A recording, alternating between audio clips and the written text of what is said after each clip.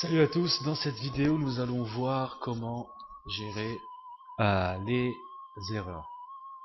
Donc on va faire un petit exemple simple. Donc on va commencer par...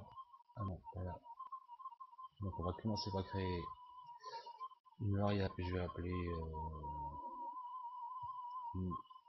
nombre. Voilà, ça patine, ça bug. Voilà. Nombre est égal.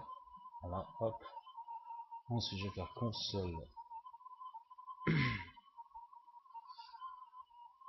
console.writeLine.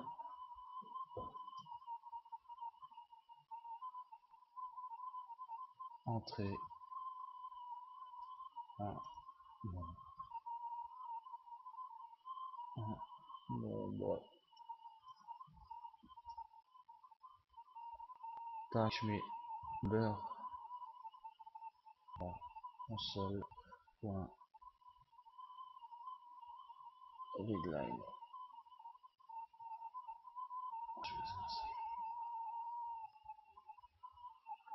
Ensuite, je fais la pause console.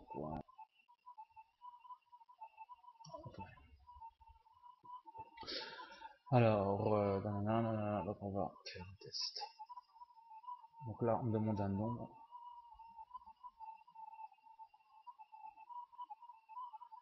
Donc là, il répond pas. Il est en train de réfléchir. On va faire le test.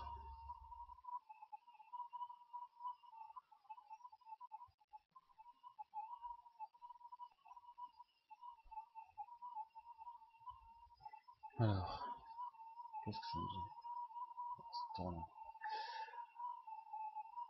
Voilà. Donc là, on demande, supposons que je mette par exemple un H à la place d'un nombre. Qu'est-ce qu'on va entrer?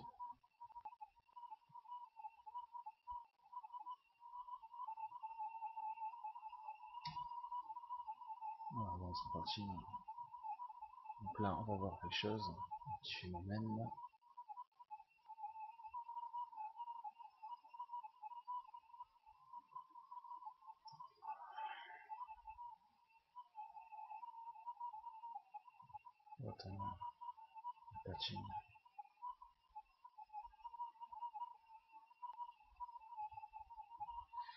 Donc voilà, j'ai mon ordi qui rame un petit peu, donc aller au ordinateur, hein. Donc c'est tous les dons qui peuvent m'aider à investir dans un nouvel ordi. Alors, c'est quoi le truc? Voilà, il met quoi là? il met, il met ça en fait, il y a une erreur en fait dans le truc. Donc pour éviter cette erreur, donc il met qu'il y a une exception, que voilà, que la variable peut contenir que des integers et puis qu'il y a eu une chaîne de caractères H qui n'est pas euh, prise en compte. Voilà. Donc pour pallier à ce problème, donc on fait juste, on fait x. Donc là je fais try c'est-à-dire essayer. Tac. Donc là je mets mon code et là je fais console. Voilà. WriteLine.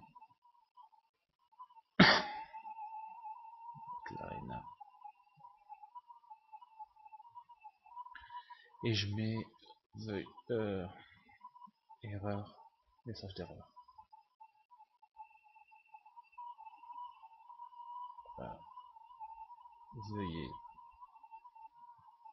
entrer un integer.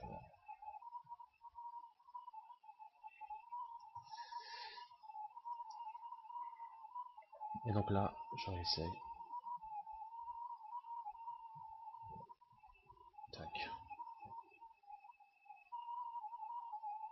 Donc là, veuillez entrer un nombre, je mets F. Et là, il me gère là cette erreur. Il revient pas au code en fait. Donc voilà.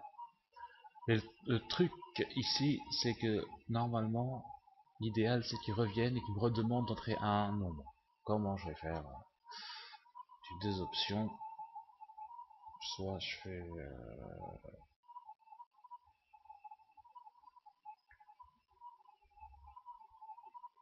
donc,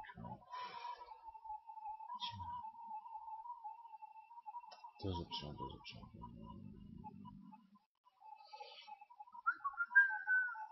Ah, je suis désolé le,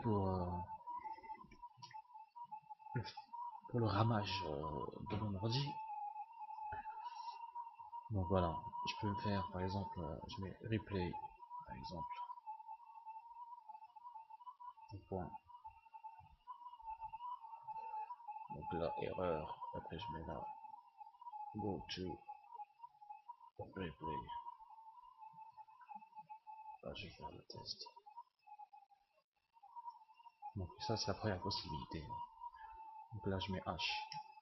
Voilà, on me demande, je mets H. On me demande, je mets F. On me demande, je mets 1. Il s'arrête. Donc là, ça fonctionne, ça c'est la première méthode.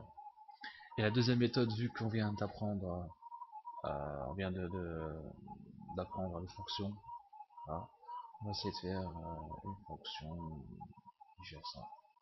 On fait fonction, euh,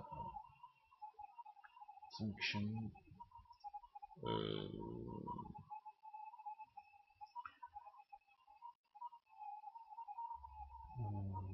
nombre integer par exemple, hein, nombre integer, donc nombre integer, je vais mettre, j'enlève là tout, play, je vais copier ce code,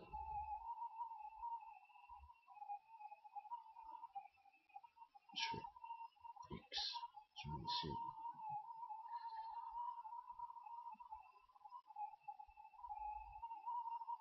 tac. Je vais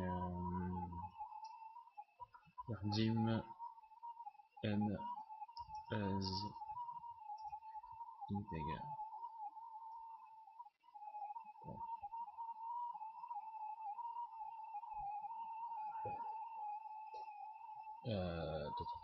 Donc là, il y a une erreur. Et puis là, je vais non.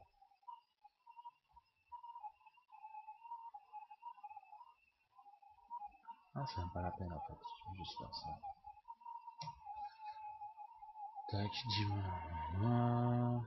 Donc là, je mets juste integer. En fait, dans la fonction, je reviens à la fonction en fait. Ensuite, je viens ici, parce qu'il doit retourner quelque chose. Je vais retourner nombre. Voilà, donc j'explique un petit peu le code. Donc en fait, là je crée une variable, un nombre, je demande d'essayer ce code, et puis s'il y a une exception, si l'utilisateur entre autre chose qu'un integer, il relance en fait la fonction. Et tant que j'ai pas un integer, il sortira pas et pourra pas retourner un nombre. Et donc le programme se terminera pas.